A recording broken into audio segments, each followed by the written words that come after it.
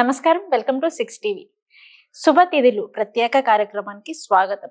April 2024 శుభ తిథులు. మనకి ఏప్రిల్ నెలలోని ముహూర్తాలు ఏ విధంగా ఉన్నాయి, అసలు ముహూర్తాలు ఉన్నాయా లేవా, పెళ్లిళ్లకు కానీ, లేదంటే గృహప్రవేశాలకు కానీ, లేదంటే వెహికల్స్ తీసుకోవడానికి, బంగారం తీసుకోవడానికి కానీ ఏ రోజులు బాగున్నాయి, ఏ రోజులు బాలేవు అనే వాటన్నిటి గురించి మనకి ఈ రోజు తెలియచేయడానికి ఈ రోజు మనతో పాటు ఉన్నారు ప్రముఖ జ్యోతిష్యులు, ఆధ్యాత్మికవేత్త శ్రీ సత్యనారాయణ మూర్తి గారు. సో ఒక్కసారి మనం గురువు గారితో మాట్లాడి ఏ రోజులు బాగున్నాయి, ఏ రోజులు బాలేవు అనే వాటి గురించి తెలుసుకుందాం.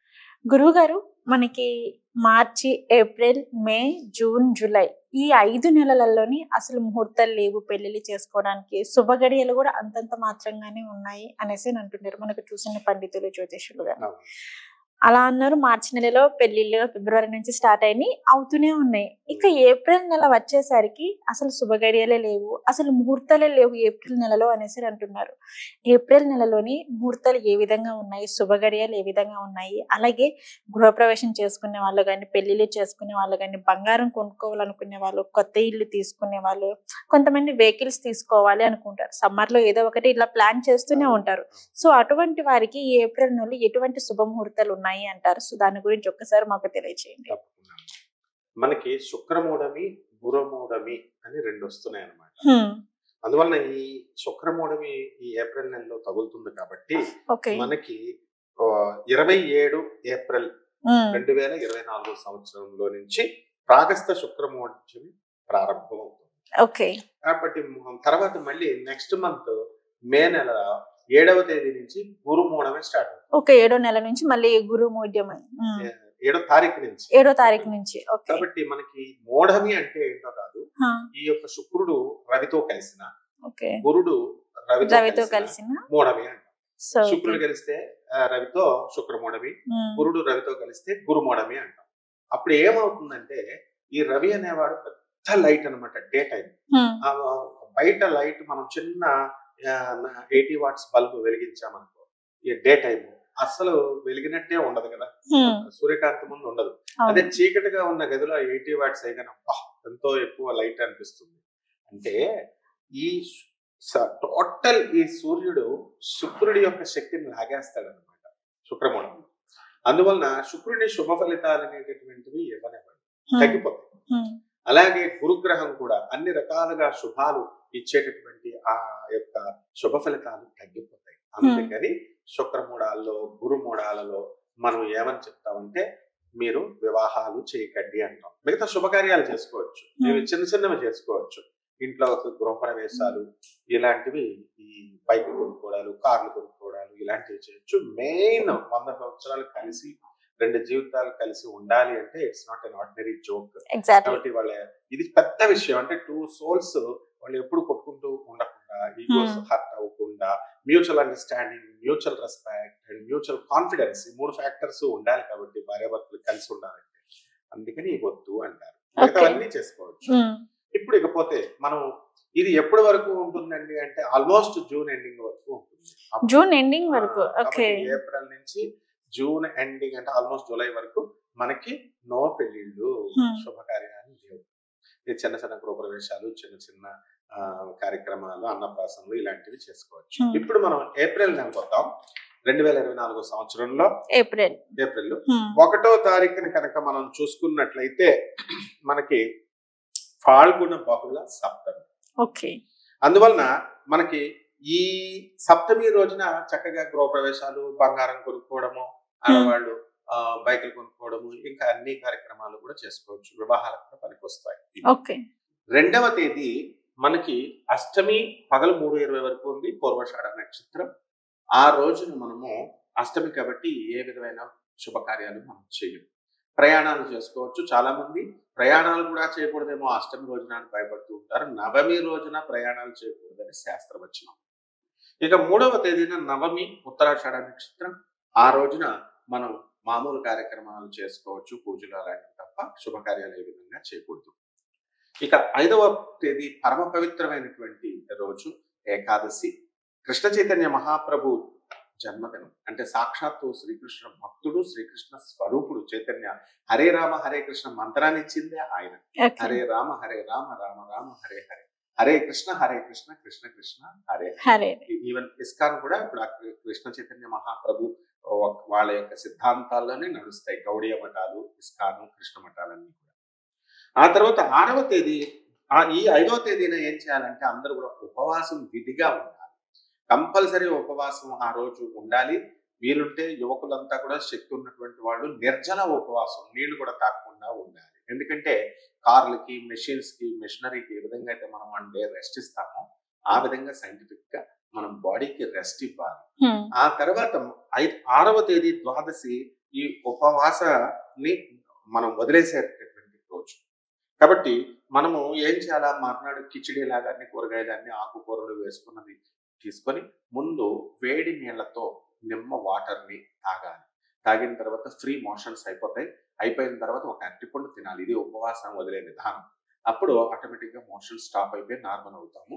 అప్పుడు ఈ కిచిడి అనేటటువంటిది మనం తింటే, ఆ రోజు ఫ్రూట్స్ అవన్నీ కూడా తింటే మనం ఉపవాస దీక్ష పూర్తవుతుంది. అందువల్లనే ద్వాదశ రోజున కంపల్సరీ ఉపవాసాన్ని వదిలేసేటటువంటి రోజు అన్నమాట.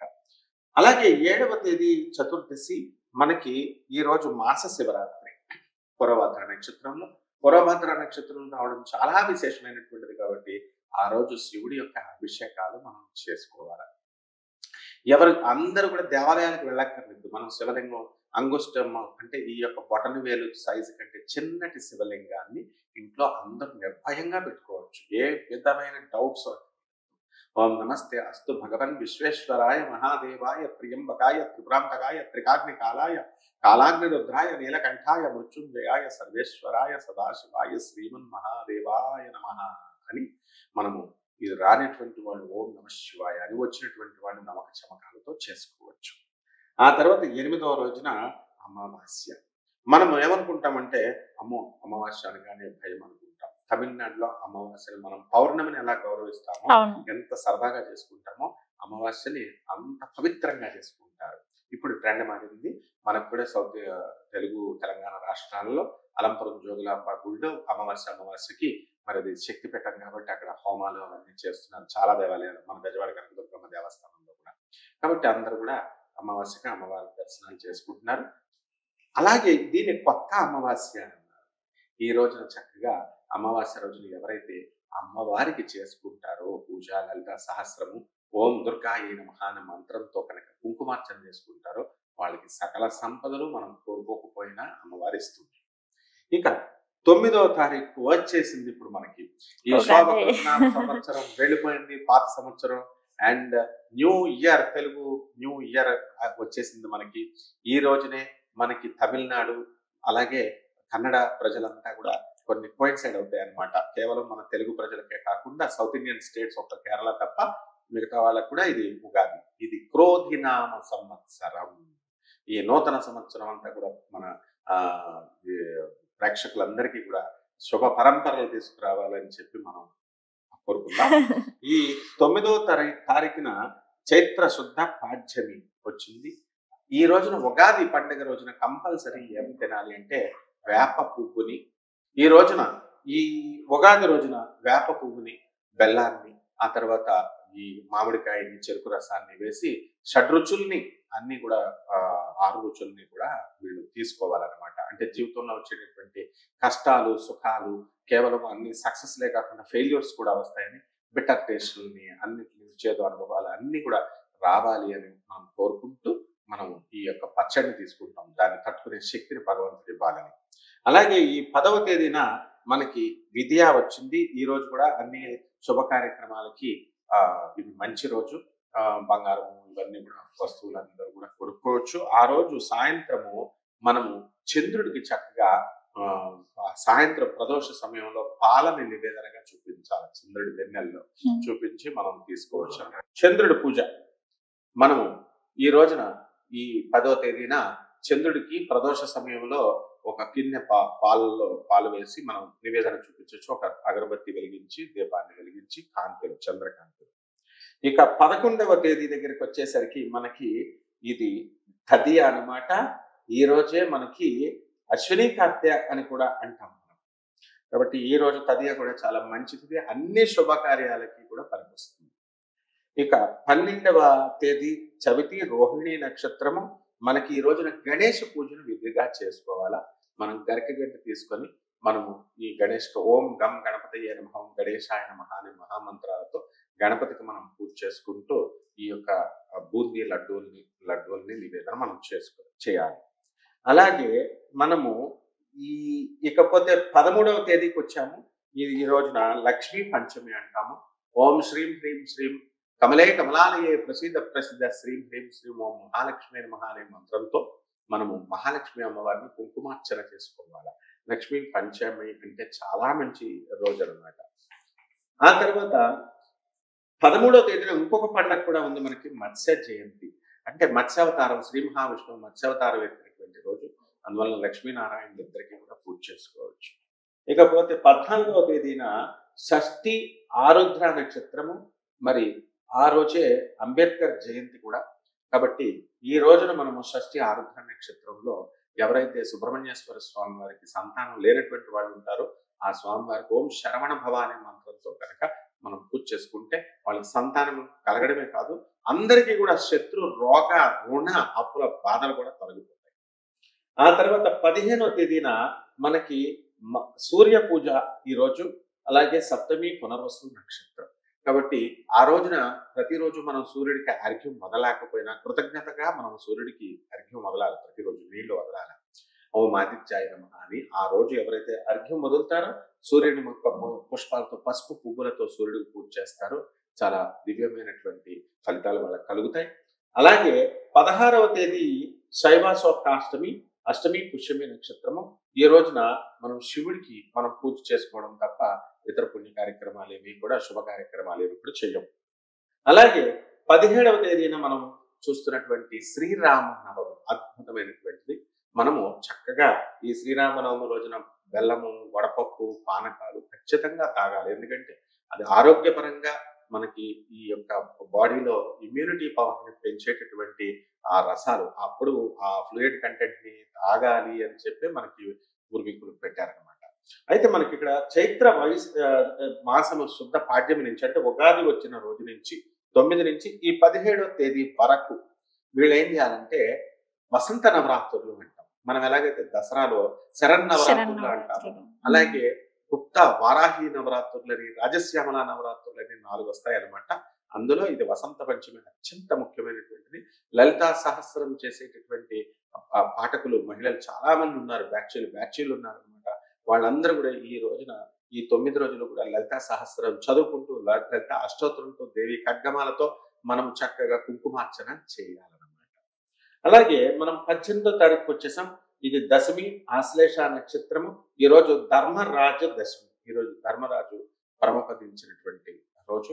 అందువలన ఆయన ధర్మానికి మారుపేరు కాబట్టి మనము 18వ తేదీన శ్రీకృష్ణ పరమాత్మకి, ఆ తర్వాత యమ పూజ అనేటటువంటిది అష్టదిక్పాలక పూజ మనం చేసుకుంటాం. ఇక 19వ తారీఖున మళ్ళీ మన ఏకాదశి వచ్చేసింది. అందువలన ఖచ్చితంగా నిర్జల ఉపవాసం చేయాల్సిందే. మరి ఎవరికైతే ఓపిక లేనటువంటి వాళ్ళు, షుగర్ పేషెంట్స్ ఉంటారో వాళ్ళు అన్నం తినొచ్చు.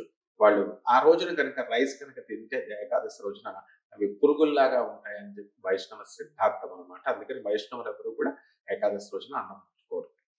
ఇక మళ్ళీ 20వ తేదీన మనకి ద్వాదశి వచ్చేసింది. దీన్ని వామన ద్వాదశి అంటారు. ఇది చాలా పరమ పవిత్రమైనటువంటి రోజు. వామన మహర్షి ఆవిర్భవించిన రోజు. బలి చక్రవర్తిని ఆయన యొక్క గర్వాన్ని అణిచేసి ఆయన్ని పాతాళ లోకానికి పంపించేసి ఆ పాతాళ లోకానికి చక్రవర్తిని చేసి వామనుణ్ణి తాను గేట్ కీపర్ అయి వాచ్మెన్ గా శ్రీ మహావిష్ణువు ఇప్పటికీ కూడా పరిపాలిస్తూ ఉన్నాడు. ఈ మనువు, ఈ యుగము ఇవంతా అయిపోయేసరికి, ఈ కల్పం అంతా అయ్యేంత వరకు నేనే ఉంటాను అని చెప్పి ఆయన వరం ఇచ్చాడు బలి చక్రవర్తికి. అలాగే మనం 21వ తేదీ దగ్గరికి వచ్చేసరికి త్రయోదశి 20 ఉత్తర నక్షత్రము, మహావీర జయంతి. ఇది మన జైన సోదరులంతా కూడా నమో అరియంతానం నమో సిద్ధానం అనేటటువంటి మంత్రంతో మనకి ఈ యొక్క మహావీరుని పూజ చేస్తారు. ఆ తర్వాత 22వ తేదీ వచ్చేసరికి మనకి చతుర్దశి హస్త నక్షత్రం. దీనికి ఒంటిమిట్ట కోదండరామస్వామి వారు కళ్యాణం చేస్తారు. ఇంతకుముందు మనం తెలంగాణ విడిపోక ముందు, ఆంధ్ర తెలంగాణ విడిపోక ముందు భద్రాచలంలోనే చేసేవారు. ఇప్పుడు ఒంటిమిట్ట ఆంధ్ర ప్రజలందరికీ కూడా అక్కడ ఈ శ్రీరామనవమికి చేస్తున్నారు కాబట్టి అక్కడ ఇక్కడ ఆ రోజు చక్కగా శ్రీరామచంద్రమూర్తికి కళ్యాణం చేస్తారు. అలాగే 23వ తేదీ దగ్గరికి మనం వచ్చేసాము. ఇది పౌర్ణమి, పరమ పవిత్రమైన పౌర్ణమి. ఆ పౌర్ణమి రోజున చక్కగా తలంటి స్నానం చేసి భక్తులంతా కూడా చక్కగా అమ్మవారి యొక్క లలితా సహస్రనామాన్ని వాళ్ళ ఇష్ట దేవుడి యొక్క పూజ మనం చేసుకోవచ్చు. అలాగే గణగాపురం అంతా కూడా బ్యాచ్లు వెళ్ళిపోతున్నారు అనమాట పౌర్ణమి రోజున. మనం అది వద్దు మొర్రు అని చెప్పి ఆ పూజారులు చెప్తున్నారు. ఎందుకంటే 11 సార్లు వెళ్లే వాళ్ళకి కూడా పాపం ఆ రోజు దర్శనం అవ్వట్లేదు. అందుకని ఏ రోజునైనా సరే వెళ్ళొచ్చు. సేమ్ పవర్ దత్తాత్రేయుడు ఇస్తాడు. ఆ రోజే వెళ్లాల్సినటువంటి అవసరం లేదని వాళ్ళు చెప్తున్నా ప్రజలు వినడం లేదు. కాబట్టి ఈ రోజున ఇంట్లో ఓం దిగంబర దిగంబర శ్రీ పాదవల్లభ దిగంబర అని చెప్పి ఇంట్లో శ్రీ గురుచరిత్ర పారాయణ చేస్తూ ఆయన ఈ దత్తాత్రేయుడు యొక్క మహామంత్రాన్ని జపిస్తే గాణగాపురం వెళ్ళినంత పుణ్యం మనకు వస్తుంది. ఇకపోతే 24వ తేదీన మనకి ఈ పాడ్యమి వచ్చింది. మనము ఈ పాడ్యమి రోజున ఏ పని కూడా మనం చేయము, కేవలం పూజా పురస్కారాలు. 25వ తేదీన విద్య వచ్చేసింది మనకి. ఈ విద్య ఆఖరి ముహూర్తం అన్నమాట. ఈ విద్య తర్వాత 26న వచ్చినటువంటి తద్య, ఇదే ఆఖరి. పెళ్లి ముహూర్తాలు లేవు, క్లోజ్. ఇక శుభ పరంపరలో ఆగిపోయిన శుభ కార్యక్రమాలు కేవలం పెళ్లి చూపులకి, తర్వాత ఈ చిన్న గృహప్రవేశాలకి, ఇలాంటివి చిన్నవే చేయడం తప్ప intensity of the auspicious nature పెరగాలి అంటే, పవిత్రత పెరగాలి, నెక్స్ట్ 2 రోజులు ఎక్కువ ఫలితాలు రావాలి అంటే ఇంకా కుదరదు. ఇదే ఆఖరి ముహూర్తం. ఎందుకంటే 27వ తేదీన శుక్ర మూఢమి మనకి వచ్చేసింది. కాబట్టి 27 పంచమి పూజలకు పనికొస్తాయి. 28 షష్ఠి సుబ్రహ్మణ్యేశ్వర స్వామికి 2 రోజులు చేసుకోవచ్చు. 30వ తేదీన సప్తమి, సముద్ర జలాలతో సముద్ర స్నానం చేసుకుంటాం. మనం సప్త ఋషులను తలుచుకొని పూజ చేసుకుంటాం. ఇవమ్మ ఈ నెల మొత్తం 30 రోజుల్లో ఈ ఏప్రిల్ నెలలో ఉండేటటువంటి శుభకార్యాలు, అక్కడ మనం చేసుకోవాల్సినటువంటి పూజలు, ఈ యొక్క పెళ్ళిళ్ళు, ఇవన్నీ. గురువుగారు, ఏప్రిల్ నెలలో వచ్చేసి శుభగడియలు ఏంటి అంటే ఏ రోజు దేనికి పనికొస్తుంది అన్న దాని గురించి అయితే మాకు వివరించారు. అలాగే ఇల్లు కొనుక్కోవాలి, వెహికల్స్ కొనుక్కోవాలి అనుకునే వాళ్ళకి ముఖ్యంగా ఏ డేట్ పనికొస్తుంది అంటారు ఏప్రిల్ నెలలో వచ్చేసి? మనకి ఈ ఏప్రిల్ నెలలో ఎప్పుడైతే మనకి సప్తమి వస్తుందో, అలాగే 9 సంఖ్యతో వాళ్ళు నెంబర్లు తీసుకోవాలి. 8, 9 అనేది కామన్ అనమాట. ఎందుకంటే కుచుడు దానికి ఆధిపత్యం.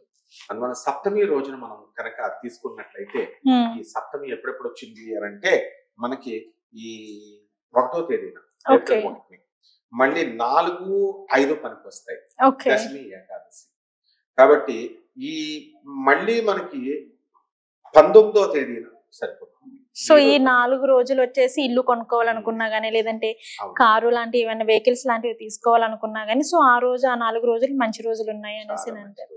అలాగే గురుగారు, కొంతమంది ఏంటంటే బంగారం, ఆడవాళ్ళంటే బంగారం కొనుక్కోవాలి అనేసి అనుకుంటారు.